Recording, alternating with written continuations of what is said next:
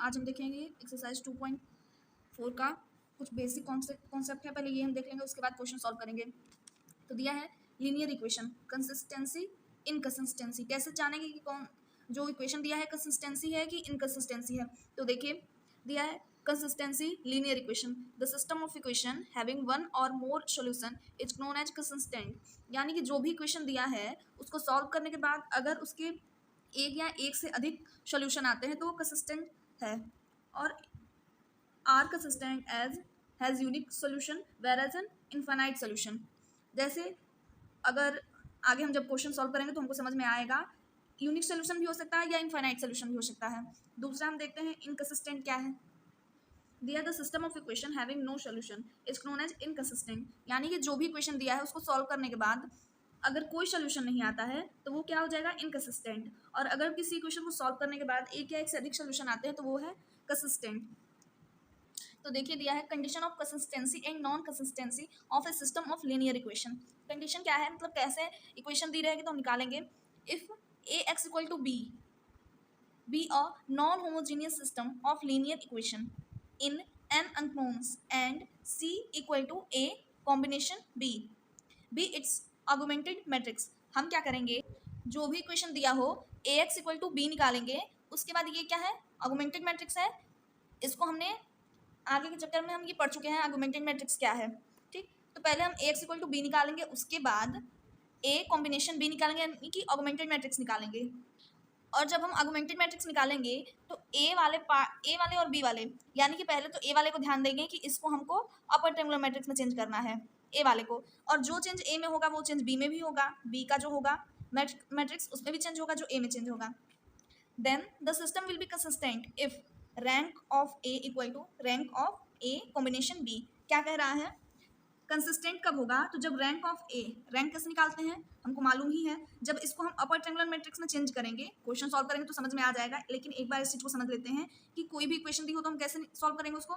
X equal to B करेंगे, उसके बाद हम आर्गुमेंटेड मैट्रिक्स निकालेंगे और ए वाले पार्ट को हम अपर ट्रायंगुलर मैट्रिक्स में चेंज करेंगे, ए वाले मैट्रिक्स को। ठीक, तो अगर ए में चेंज होगा तो बी में भी चेंज होगा। उसके बाद हम देखेंगे रैंक ऑफ ए, जब हम इसे अपर ट्रायंगुलर मैट्रिक्स में चेंज कर लेंगे तो ए जो मैट्रिक्स है उसका रैंक देखेंगे। अगर उसका रैंक मान लीजिए 3 है और इसका रैंक देखेंगे, इन दोनों का, इसका रैंक मान लीजिए 3 है, अगर दोनों का रैंक सेम है तो क्या होगा, कंसिस्टेंट। ठीक, और अगर रैंक सेम नहीं है, अगर रैंक सेम नहीं है तो क्या हो जाएगा, इनकंसिस्टेंट। जैसा कि ये नीचे लिखा है, the system will be inconsistent if rank A not equal to rank A combination B. ठीक, अगर इक्वल रहेगा, दोनों के रैंक इक्वल रहेंगे तो कंसिस्टेंट है, नहीं इक्वल रहेंगे तो इनकंसिस्टेंट है। अब देखिए कैसे हम जानेंगे कि यूनिक मैट्रिक्स यूनिक है इनफाइनाइट है। तो rank A equal to rank A combination B equal to N. N क्या है, तो जैसे मान लीजिए हमारी इक्वेशन दे दिया 3x plus 2y plus 4z equal to 2 और 4x plus 3y minus 5z equal to 5। ठीक, ये इक्वेशन दे दिया, तो इसमें n हम कैसे जानेंगे कि n क्या है, नंबर।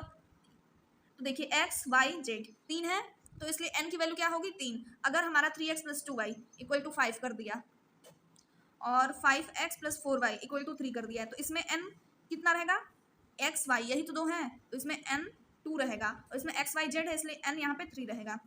तो अब हम रैंक ए निकालेंगे, रैंक ए कॉम्बिनेशन बी निकालेंगे और n तो यहीं से हम मालूम कर लेंगे, अगर तीनों इक्वल हैं तो यूनिक मैट्रिक्स है। ठीक, और अगर देखिए यहाँ पे दिया है rank A equal to rank A combination B and are greater than A N, यानी कि ये दोनों सेम हैं, और अगर n की वैल्यू ज़्यादा हो गई तो क्या हो जाएगा, इनफाइनाइट मैट्रिक्स हो जाएगा। ठीक, तो ये कुछ कंडीशन है इसके। अब हम क्वेश्चन सॉल्व करेंगे, उसके बाद हमको समझ में आ जाएंगी। एक्सरसाइज 2.3 क्वेश्चन दिया है, examine the consistency of the following equation x plus y plus z equal to -3, 3x plus y minus 2z equal to -2 और 2x plus 4y plus 7z equal to 7। ठीक, कंसिस्टेंसी में क्या होता है, rank of A equal to rank of A combination B. अगर दोनों same है उसके बाद वो सॉल्व होगा और एक्स वाई जेड की वैल्यू निकलेगी। कंसिस्टेंसी में ये है। नॉर्मल हम कैसे मालूम कर सकते हैं कंसिस्टेंसी है कि नहीं, तो rank of A equal to rank of A combination B. अभी हमने पीछे पढ़ा, देखिए इसमें 3 इक्वेशन दिया गया है, इक्वेशन 1, इक्वेशन 2, इक्वेशन 3। हम क्या करेंगे, सबसे पहले हम क्या करते हैं, कंडीशन में हमने पढ़ा था ए एक्स इक्वल टू बी, ये रहा हमारा ए। हम कैसे निकालते हैं, तो हमने ये भी सीखा था इससे पहले वाले चैप्टर में कि ए हम कैसे निकालते हैं। देखिए यहाँ पे एक्स का कोफिशिएंट क्या है 1, वाई का कोफिशिएंट क्या है 1, जेड का कोफिशिएंट 1, एक्स का कोफिशिएंट 3, वाई का कोफिशिएंट 1, जेड का कोफिशिएंट -2। ऐसे यहाँ पे एक्स का कोफिशिएंट 2, वाई का कोफिशिएंट 4 और जेड का कोफिशिएंट 7 हो गया। ये तो ए की वैल्यू हो गई। एक्स की वैल्यू क्या हो जाएगी एक्स वाई जेड। बी की वैल्यू क्या हो जाएगी, तो बी इधर वाला होता है। जैसे ये किस रूप में है, A x1 plus B y1 plus C z1 equal to d1। तो हमने पढ़ा था कैसे हम निकालेंगे ए बी इनकी वैल्यू। ये इस साइड वाली बी की वैल्यू है, तो -3 -2 7 बी की वैल्यू हो गई। अब हम क्या करते हैं, आर्गुमेंटेड मैट्रिक्स निकालते हैं। आर्गुमेंटेड मैट्रिक्स कैसे निकालेंगे, ए कॉम्बिनेशन बी। ठीक, अब इसमें ए की वैल्यू ये है, बी की वैल्यू ये थी और एक्स की वैल्यू ये। आर्गुमेंटेड मैट्रिक्स कैसे निकालेंगे, तो C equal to A combination B कर दिए। यही तो आर्गुमेंटेड मैट्रिक्स है। ए की वैल्यू हमने रखा, बी की वैल्यू रखा। अब इसको हमको क्या करना है, अपर ट्रायंगुलर मैट्रिक्स में चेंज करना है। कैसे चेंज करेंगे, क्या क्या चाहिए, यहाँ 0 चाहिए, यहाँ 0 चाहिए, यहाँ 0 चाहिए, क्योंकि ए क्या है 3 × 3 के फॉर्म में है। इसलिए हमको पता है कि अपर ट्रायंगुलर मैट्रिक्स में कहाँ कहाँ 0 होता है। जब 3 × 3 के फॉर्म में मैट्रिक्स होता है तो यहाँ 0, यहाँ 0, यहाँ 0। ठीक, तो प्लस माइनस करके हमको यहाँ 0, यहाँ और यहाँ 0 लाना है। आइए देखते हैं। तो देखिए अगर हमें यहाँ पे 0 लाना हो तो हम क्या करेंगे, इसमें से अगर यहाँ पे 0 लाना है तो हम क्या करेंगे, इसमें 3 का मल्टीप्लाई करवा देंगे 1 में। लिखेंगे R2 माइनस 3R1। R2 क्या है 3, R2 क्या है 3 माइनस 3R1 क्या है 1। तो 3 - 3 0 हो जाएगा यहाँ पे। ठीक, अब फिर यहाँ पे 0 लाने के लिए हम क्या करेंगे, R3 में ऑपरेशन करेंगे, R3 माइनस 2R1, यानी कि R3 मतलब क्या 2 माइनस 2R1 मतलब क्या 1। 2 - 2 यहाँ पे भी 0 आ जाएगा, तो यहाँ 0 हो गया। देखिए ये तो 0 हो गया। अब हमें क्या कहाँ 0 लाना था, यहाँ 0 हो गया, यहाँ 0 हो गया, लेकिन जो चेंज इसमें हो रहा है इसमें भी तो होगा। R2 माइनस 3R1 यानी कि 1 माइनस, जब इसमें 3 का मल्टीप्लाई होगा तो 1 - 3 यानी कि -2। तो देखिए यहाँ पे -2 है, फिर आ जाते हैं यहाँ, इसमें भी चेंज होगा तो ये क्या हो जाएगा -2 -3, यहाँ पे क्या हो जाएगा -5 है। फिर यहाँ देखते हैं, ये तो 0 हो गया, इसमें देखते हैं क्या होगा, R3 माइनस 2R1 यानी कि 4 - 2। इसमें 2 का मल्टीप्लाई हो रहा है तो 2 ही होगा, 4 - 2 2, ये 2 आ जाएगा, ध्यान दीजिएगा। अब यहाँ पे R3 माइनस 2R1 यानी कि 7 - 2, यहाँ पे 5 हो जाएगा, यहाँ पे 2 आ जाएगा। तो देखिए यहाँ पे 2 है, यहाँ पे 5 है, इसमें भी चेंज होंगे। R2 तो सेम रहेगा लेकिन R1 तो सेम रहेगा लेकिन R2 R3 में चेंज होगा। यहाँ पे क्या हो जाएगा, R2 यानी कि -2 माइनस 3R1, इसमें -3 का मल्टीप्लाई होगा तो +9 हो जाएगा, तो -2 + 9 क्या आएगा 7। ऐसे यहाँ पे R3 माइनस 2R1 तो 7 माइनस 2 इंटू -3 क्या हो जाएगा +6, तो 7 + 6 13 हो गया। तो ये देखिए हमारा 13 मिल गया। अब हमको यहाँ पे अभी 0 चाहिए, ये 0 तो हो गया, लेकिन अपर ट्रायंगुलर मैट्रिक्स में अभी यहाँ पे भी हमको 0 चाहिए। तो हम क्या करेंगे, अगर इसको जोड़ दें तो जोड़ेंगे तो क्या आ जाएगा, 2 - 2 है 0 आ जाएगा। तो R3 में हमने ऑपरेशन किया R3 + R2। ठीक, तो अभी ये तो ऐसे ही लिख लेंगे, R1 वाला R2 वाला भी ऐसे लिख लेंगे और इधर वाला पार्ट भी ऐसे लिख लेंगे। R3 देखेंगे तो अब इसमें क्या होगा, 0 + 0 0 ही होगा। ऐसे ही 2 - 2 0, 5 - 5 0 और ये 13 + 7 20 हो गया। ये किसकी वैल्यू मिल गई हमको, अपर ट्रायंगुलर मैट्रिक्स में तो ये चेंज हो गया। जब अपर ट्रायंगुलर मैट्रिक्स में चेंज हो गया तो एक नया ए एक नया बी हमको मिला, जिसमें ए की वैल्यू ये है, बी की वैल्यू ये है। लिख लिया हमने, ए की वैल्यू और बी की वैल्यू दोनों को लिख लिया। अब हम क्या देखेंगे, रैंक ऑफ ए देखेंगे, यानी कि इसका रैंक देखेंगे। तो ये देखिए, ये नॉन जीरो रो है, ये नॉन जीरो रो है, ये तो जीरो रो है क्योंकि इसमें तीनों एलिमेंट जीरो हैं। रैंक ऑफ ए क्या हो गया 2, क्योंकि जितने नॉन जीरो रो होते हैं वही तो गिनते हैं, तो 2 है। और रैंक ऑफ सी क्या है, यानी कि इसका पूछ रहा है। तो इसमें देखिए ये नॉन जीरो रो है, ये नॉन जीरो रो है और ये भी नॉन जीरो रो है। क्यों, पूरे को लेके हम देख रहे हैं, बस इतना नहीं, इतना ये तो बस ए का हो गया, ये तो ए हो गया, पूरे को लेके देखेंगे तब ए कॉम्बिनेशन बी का हम रैंक निकाल पाएंगे। तो ये भी नॉन जीरो रो, ये भी नॉन जीरो, ये भी नॉन जीरो। ठीक, तो इसमें कितने हैं नॉन जीरो, 1 2 3, तो इसका रैंक कितना आ गया, rank of C, C equal to A combination B हमने लिया था, इसलिए रैंक ऑफ सी कितना आ गया 3। तो देख लीजिए, rank of A not equal to rank of C, hence the system is inconsistent. हमने पीछे कंडीशन में पढ़ा था कि अगर rank of A not equal to rank of C हो, यानी कि not equal to rank of A combination B हो, तो क्या हो जाएगा, जो सिस्टम है इनकंसिस्टेंट। ठीक, तो ये हो गया। सेकंड क्वेश्चन देखते हैं, दिया है so that the system of equation inconsistent, इसको भी ऐसे ही करेंगे जैसे ये किया हमने, एक्स इक्वल टू बी निकालेंगे, फिर ए कॉम्बिनेशन बी निकालेंगे, उसे अपर ट्रायंगल मैट्रिक्स में चेंज करेंगे, उसके बाद रैंक ऑफ ए निकालेंगे, रैंक ऑफ सी निकालेंगे, अगर दोनों इक्वल है तो कंसिस्टेंट है, इक्वल नहीं है तो इनकंसिस्टेंट है। ठीक, इसमें भी 3 इक्वेशन दिए हैं। ऐसे ही थर्ड क्वेश्चन देखिए, दिया है so that the system of equation, इसमें भी 3 इक्वेशन दिए हैं, इसको भी ऐसे ही करेंगे। अगला क्वेश्चन देखते हैं, क्वेश्चन 4 दिया है examine if the following system of equation are consistent, इसमें भी 3 इक्वेशन दिए गए हैं। If it is consistent solve them, ये कह रहा है कि पहले तो ये इक्वेशन जो दिए गए हैं पहले चेक करिए कि कंसिस्टेंट है कि इनकंसिस्टेंट है, अगर कंसिस्टेंट है तो इनको सॉल्व करिए। ठीक, तो कैसे करेंगे हम, सेम वही प्रोसेस है, A X equal to B, देखिए A X equal to B हमने किया, उसके बाद ऑगमेंटेड मैट्रिक्स निकाला, C equal to A combination B, और ऑगमेंटेड मैट्रिक्स में करके हम क्या करेंगे, अपर ट्रायंगुलर मैट्रिक्स में चेंज करेंगे।